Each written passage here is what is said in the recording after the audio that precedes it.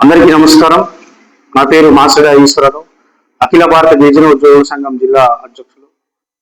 ఆంధ్ర రాష్ట్ర ముఖ్యమంత్రి వర్యులు ఆదేశాల మేరకు అమరావతిలో గౌరవ గిరిజన శాఖ మంత్రి వర్యులు శ్రీ గుమ్మడి సంజయరాణి గారి సారథ్యంలో జీవో నెంబర్ 3 మీద సుదీర్ఘంగా ఒక రోజు పాటు చర్చ జరిగింది. అఖిల భారత గిరిజన ఉద్యోగుల సంఘం మరియు ఆదివాసీ జేఏసీ చైర్మన్ ఐఏఎస్ మాజీ కలెక్టర్ బాబురావు నాయుడు గారు, అలాగే కన్వీనర్ రామారావు దొర గారు, పెద్దలు ఆదివాసీ ప్రజా సంఘాలు హాజరై ప్రభుత్వానికి రాజ్యాంగపరమైనటువంటి న్యాయ సలహాలు అందించడం జరిగింది. జీవోలు అయితే సుప్రీంకోర్టు కొట్టేస్తుంది కాబట్టి భవిష్యత్తులో ఇటువంటి సంఘటనలు జరగకుండా ఉండడం కోసం ఉద్యోగ నియామక చట్టం చేయాలని చెప్పేసి పలు సూచనలు చేయడం జరిగింది. దాన్ని అంగీకరించినటువంటి పెద్దలు అధికారులు భవిష్యత్తులో దీన్ని సుదీర్ఘంగా చర్చించి ఒక లీగల్ కమిటీని ఏర్పాటు చేసి తక్షణమే చట్టం చేయడానికి చర్యలు తీసుకుంటామని చెప్పేసి హామీ ఇవ్వడం జరిగింది. దానికి అఖిల భారత గిరిజన ఉద్యోగుల సంఘం మరియు ఆదివాసీ జేఏసీ ధన్యవాదాలు తెలియజేస్తూ హర్షం వ్యక్తం చేస్తున్నాం. అయితే హామీలతో కాకుండా దీన్ని పూర్తిగా కార్యాచరణ చేసి ఆదివాసులు ఎదురు చూస్తున్నటువంటి మరో డిఎస్సి రాకుండా ముందే ఏదైతే హామీ ఇచ్చారో దాన్ని త్వరితగతిన చట్టం చేసి ఆదివాసులకు న్యాయం చేయాలని కోరుతా ఉన్నాం. గతంలోనే 2025 డిఎస్సిలో 4,000 మందికి పైగా ఆదివాసులు నష్టపోయారు కాబట్టి మరలా అది పునరావృతం కాకుండా ఉండాలని చెప్పేసి ప్రభుత్వాన్ని మేము కోరుతా ఉన్నాం. అలాగే 170 దాని మీద సుప్రీంకోర్టులో కేసులకి వెంటనే ప్రభుత్వం కౌంటర్ దాఖలు చేయాలి, ఇంపీడ్ అవ్వాలి. మరి దానికోసం పెద్ద ఎత్తున ఉద్యమాలు జరుగుతూ ఉండి మా కార్యాచరణ ఇంకా పూర్తిగా అంతం కాలేదు. భవిష్యత్తులో ఆగస్టు 7వ తారీఖున కూడా పెద్ద ఎత్తున పాడేరులోని సభా కార్యక్రమం పెట్టి సిద్ధంగా ఉన్నాము. అలాగే ఎల్టీఆర్ కేసులు అనేది కేసు కాక మరి ఫీల్ చేయకపోవడం వల్ల ఈరోజు 170 దాని మీద ఎవరైతే సుప్రీంకోర్టుకు వెళ్ళారో వాళ్ళకి ఆ ధైర్యం వచ్చింది కాబట్టి తక్షణమే ఉన్నత అధికారుల దృష్టికి తీసుకెళ్ళడం జరిగింది. అధికారుల వారు కూడా త్వరితగతిన మండల శాఖ ఎంఆర్ఓలకి కింద ఉన్నటువంటి జేసీ గారికి వాళ్ళందరికీ ఆదేశాలు జారీ చేస్తామన్నారు. తక్షణమే ఏదైతే అధికారులు ఇచ్చినటువంటి హామీలు ఉన్నాయో అవి వాటిని కూడా త్వరితగతిన పూర్తి చేయాలని చెప్పేసి మేము కోరుతా ఉన్నాం. నేను రామారావు గారు, ఆంధ్రప్రదేశ్ ఆదివాసీ జాయింట్ యాక్షన్ కమిటీ ఏఎస్ఆర్ జిల్లా చైర్మన్ ని. మరి ఏదైతే అఖిలపక్షంగా ఆదివాసీ జేఏసీ అలాగే గిరిజన ఉద్యోగుల సంఘం మిగతా అన్ని రాజకీయ పక్షాలు ప్రజా సంఘాలు అందరం కలిసి ఒక అఖిలపక్షంగా పిలిపించి ఏదైతే గతంలో చంద్రబాబు నాయుడు గారు షెడ్యూల్ ప్రాంత ఉద్యోగ నియామకాల చట్టం చేయడానికి గతంలో హామీ ఇచ్చి ఉన్నారు, ఆ హామీని నెరవేర్చడం కోసం మేము ఒక కార్యాచరణ పెట్టుకొని ఆగస్టు 7వ తారీఖున ఒక పెద్ద బహిరంగ సభ పాడేరులో నిర్వహించడానికి మేము పిలుపు ఇవ్వడం జరిగింది. ఆ సభను విజయవంతం చేయడానికి దశల వారీగా ప్రాంతాల వారీగా ఒక్కొక్కరుగా ఆ కార్యాచరణ నడుస్తున్నటువంటి సందర్భంలో మరి ఈ నెల 22వ తారీఖున గిరిజన సంక్షేమ శాఖ మంత్రి గుమ్మడి సంజయరాణి గారి ఆధ్వర్యంలో ఒక చర్చ జరిగింది విజయవాడలో. ఆ చర్చల్లో ఉద్యోగ నియామకాల చట్టం చేయడానికి ఎట్లా చేయొచ్చో మేము రాష్ట్ర కమిటీ, ఆంధ్రప్రదేశ్ ఆదివాసీ జాయింట్ యాక్షన్ కమిటీ రాష్ట్ర కమిటీ మేము వాళ్లకు కూలంకుశంగా వివరించి చెప్పడం జరిగింది. ప్రభుత్వం ఏదైతే సూచించిన 100%, 50% జనాభా ప్రాతిపదికన ఇవ్వాలని ఇప్పటి వరకు తన పరిశీలనలో ఉన్నటువంటి ఈ చట్టం చేయడానికి పరిశీలనలో ఉన్నటువంటి పద్ధతులు అన్నిటికీ కూడా మేము సమాధానం చెప్తూనే మరి ప్రత్యామ్నాయంగా నాలుగో అంశం మేము ప్రత్యామ్నాయం చూపించడం జరిగింది. మరి ఇక్కడ షెడ్యూల్ ప్రాంతంలో చట్టం చేయడానికి అనేక అవకాశాలు రాజ్యాంగబద్ధంగా 5వ షెడ్యూల్లో పేరా 5(1) కానీ 2 కానీ దానికి పరిగణలోకి తీసుకోవాల్సినటువంటి అవసరం ఉంది. దానికి టిఎస్సి తీర్మానం చేసి ఈ చట్టం చేయటానికి ముందుకు వెళ్లాల్సినటువంటి అవసరం ఉండింది. ఈ అవసరాలన్నీ కూడా ఇవన్నీ కూడా మేము క్లారిటీగా మేము చెప్పడం జరిగింది. ఇక్కడ వాళ్ళు 50% 100% అంటే కోర్టు ఇచ్చినటువంటి జడ్జిమెంట్లు అడ్డంగా వస్తున్నాయి అని చెప్పేసి అన్నారు. అలాగే అది మేము క్లారిటీ చెప్పడం జరిగింది. అలాగే 50% అంటే ఇప్పటికే ఈడబ్ల్యూఎస్ కోట ఏదంటే ఎకనామికల్ వీకర్ సెక్షన్స్ కింద అగ్రవర్ణాలకు ఇచ్చినటువంటి 10%తో ఈ ప్రాంతంలో అంటే ఆంధ్రప్రదేశ్లో ఇప్పటికే 59.5% రిజర్వేషన్ ఉన్నది. అంటే 50% అనేది మనకు క్రైటీరియా కాదు అనేటటువంటిది అర్థమైంది. అది స్పష్టంగా నేను తెలియచేయడం జరిగింది. అంతేకాకుండా వాళ్ళు తీసుకున్నటువంటి ఇంకొకటి ఏంటంటే జనాభా ప్రాతిపదికన ఎలాగివ్వాలి అనేటటువంటిది. జనాభా ప్రాతిపదికన ఏ విధంగా ఏ జనాభా ప్రాతిపదికన ఇస్తారనేటటువంటిది పెద్ద క్వశ్చన్ మార్క్.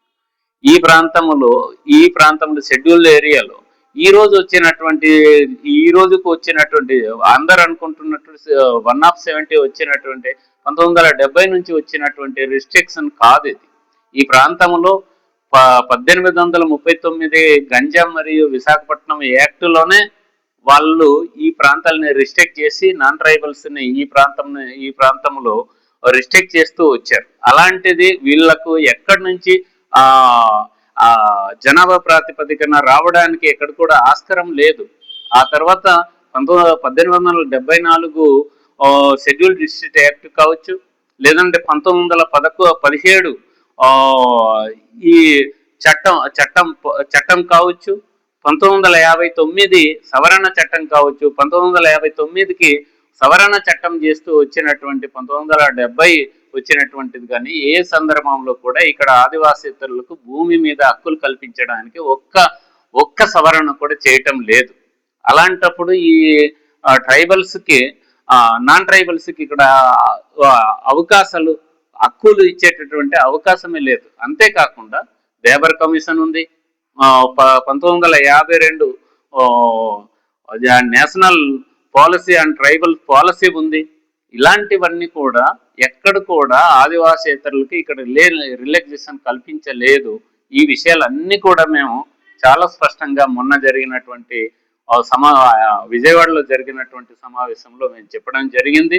ప్రభుత్వం నుంచి ఒక మంచి ఆలోచనతో ఏదైతే వాళ్ళు ఇచ్చినటువంటి మాట ప్రకారంగా షెడ్యూల్ ప్రాంత ఉద్యోగ నియామకాల చట్టం చేయడానికి ముందుకు వెళ్తున్నారనేటటువంటి ఒక భావనతో మేము వెళ్ళి కూలంకుశంగా వివరంగా రాజ్యాంగ పరంగా లేదంటే న్యాయపరంగా ఉన్నటువంటి చిక్కులు ఎక్కడైతే వాళ్ళకు ఉన్నటువంటి డౌట్స్ అన్ని కూడా మేము క్లారిఫికేషన్ చేసి చెప్పడం జరిగింది. కనుక వాళ్ళు ఏదైతే షెడ్యూల్ ప్రాంత ఉద్యోగ నియామకాల చట్టం చేయడానికి అదే రోజు మనం జూలై 22వ తారీఖున 2025లో కూడా మేము వెళ్ళి సిఎంఓ కార్యాలయానికి కూడా ఇదే అంశాలని మేము ఆ రోజు చెప్పడం జరిగింది. కానీ సంవత్సర కాలం తర్వాత మళ్ళీ ఆ తర్వాత ఐటీడీఎల్ వారిగాను ప్రాంతాల వారిగాను వాళ్ళ ప్రజాభిప్రాయాన్ని సేకరణ చేశారు. ఇంకా వాళ్ళకు ఉన్నటువంటి డౌట్స్ ఉన్నాయని చెప్పేసి మాకు ఈ 22వ తారీఖు కూడా వాళ్ళ విజయవాడలో పిలవడం జరిగింది. అంతే సహనంతో మేము వెళ్ళి క్లారిఫికేషన్ చేయటం అనేది జరిగింది. కనుక ఏదైతే మేము ప్రభుత్వానికి మేము ఒకటి కోరుతున్నాం, చంద్రబాబు నాయుడు గారు గౌరవ ముఖ్యమంత్రి గారు ఆదివాసీలకు జీవో నెంబర్ 3 పోయిన తర్వాత ప్రత్యామ్నాయం తీసుకొస్తానని చెప్పేసి ఇచ్చినటువంటి మాట ప్రకారంగా ఇంత ఎక్సర్సైజ్ చేస్తున్నారు. కానీ ఈ కాలయాపన చేసేటటువంటి సందర్భంలో అది మాకు ప్రభుత్వం ఇంత దృష్టి పెట్టడం అనేది మేము స్వాగతించదగ్గది, హర్షించదగ్గది. మేము ఖచ్చితంగా దానికి స్వాగతిస్తున్నాయి. వాళ్ళు కాలయాపన చేయటం వలన అనేక నష్టం జరుగుతుంది. మొన్న మెగా డిఎస్లో సుమారుగా రాష్ట్ర వ్యాప్తంగా కలిపితే ఒక 5,000 ఉపాధ్యాయ పోస్టులు పోయింది. ఇప్పుడు మళ్ళీ అక్టోబర్లో మళ్ళీ ఇంకొక ఇది డిఎస్సి ఉంటుంది అని చెప్పేసి వాళ్ళు చెప్పడం జరిగింది. మరి ఈ డిఎస్సిలో కూడా వచ్చేటటువంటి పోస్టులు కూడా పోతే వాళ్ళు చట్టం తీసుకొచ్చినా ఏం చేసినా కూడా దానివల్ల ఆదివాసులకైతే ఏ విధమైనటువంటి ప్రయోజనం ఉండదు. కనుక మీరు ఏదైతే మెగా డిఎస్సి మళ్ళీ అక్టోబర్లో తీసుకొస్తామని చెప్పేసి మీరు అంటున్నారు, ఆగస్టు 9th ప్రపంచ ఆదివాసీ దినోత్సవం సందర్భంగా మీరు ఒక మంచి ప్రకటన చేయండి. బహుశా ఈ ఈ మంచి ప్రకటన, ఈ చట్టం మేము ప్రకటిస్తున్నట్టు మీరు ప్రకటన చేయండి. ఏదైతే రిజర్వేషన్స్ కు సంబంధించి మేము అనేక ఉదాహరణలు మేము తీసుకొచ్చి కమిటీ ముందు మొన్న చర్చల్లో చూపించడం జరిగింది. ఇప్పుడు మిజోరం కావచ్చు, లేదంటే త్రిపుర కావచ్చు, మేఘాలయ కావచ్చు, ఈ ప్రాంతాల్లో కూడా వాళ్ళు 80% వరకు వాళ్ళ అమలు చేస్తున్నారు. ఈ మధ్య కాలంలోనే లదాఖ్ లో 95% వాళ్ళకి ఇవ్వడం రిజర్వేషన్ ఇవ్వడం. అరుణాచల్ ప్రదేశ్ లో అక్కడ ట్రైబల్ ఏరియానే అక్కడ 100% రిజర్వేషన్ అమల్లో ఉంది. ఇక్కడ రాజకీయంగా మాకు ప్రొవిజన్ అనుకూలంగా ఉన్నాయి. ఆ ప్రకారంగా ప్రభుత్వం ఆలోచించి పాజిటివ్ మేనర్ తో ఆలోచించినట్టయితే ఖచ్చితంగా దానికి ఒక సొల్యూషన్ దొరుకుతుంది. ఆ సొల్యూషన్ మేము మొన్న విజయవాడ జిల్లాలో జరిగినటువంటి సమావేశంలో మేము కూలంకుషంగా మేము వివరించడం అనేది జరిగింది.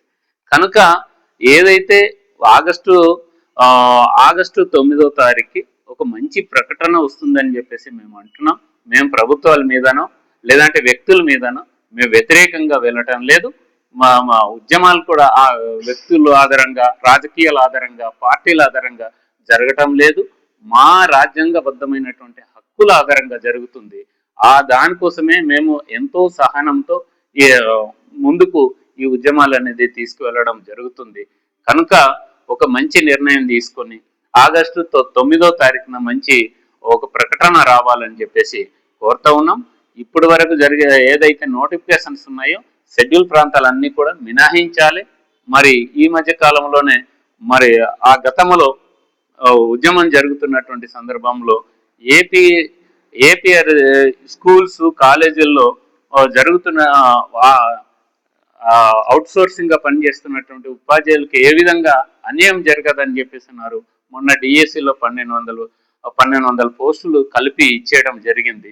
ఇప్పుడేమో ఏదైతే ఇప్పుడు వాళ్ళు విజయవాడలో మన ట్రైబల్ వెల్ఫేర్ డైరెక్టరేట్ లో వాళ్ళు రోజుల తరబడి వాళ్ళు నిరసనలు కొనసాగిస్తున్నటువంటి సందర్భం ఉన్నది.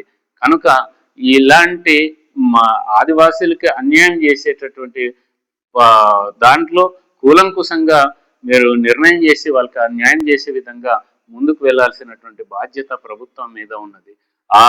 కనుక మేము ఏదైతే ఈ నెల అంటే ఆగస్టు 7వ తారీఖున అరకులో పాడేరులో జరిగేటటువంటి బహిరంగ సభ యథాతథంగా ఉంటుంది. కనుక అందరం కూడా మన కమిటీలు అన్ని ప్రాంతాల నుంచి ఇది స్టేట్ ప్రోగ్రామ్ గానే జరుగుతుంది. అన్ని జిల్లా కమిటీల్లో అన్ని ఆదివాసీ జిల్లాలు, ఇటు పోలవరం కానివ్వండి, అటు మన్యం కానివ్వండి, అటు ఏలూరు కానివ్వండి, అందరం కూడా 7వ తారీఖు పాడేరు ప్రోగ్రాంకి సంసిద్ధంగా ఉండి అందరు కూడా ఇప్పటి నుంచే దానికి సంసిద్ధం కావాలని చెప్పేసి ఈ సందర్భంగా మేము పిలిపిస్తున్నాము, విజ్ఞప్తి చేస్తున్నాము.